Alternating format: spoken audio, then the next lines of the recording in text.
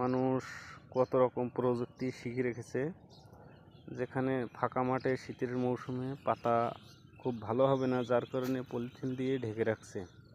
দেখেন একেবারে ফাঁকা মাঠ, কারণ শীতের সময় ফাঁকা মাঠে পাতা ফেললে পাতা শীততে ভালো হতে চায় না, সেজন্য খুব সুন্দর কায়দা করে পলিথিন দিয়ে ঢেকে রাখছে।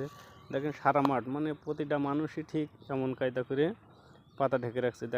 আপনাদের একটু দেখাই, দেখেন দেখেন যতগুলো পাতার খোলা আছে।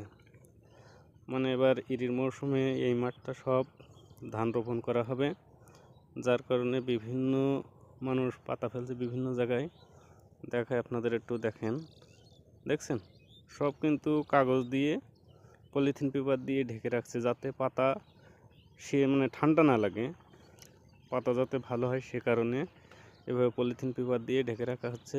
এই আমাদের সেই নকাটির মাঠ, যে মাঠ একসময় মানে মিনি কক্সবাজার নামে পরিচিত ছিল, সে মাঠ এখন দেখেন ধুধু মরুভূমি, সাদা, একেবারেই পানি বলে কোনো জিনিস নাই এখানে আর কি।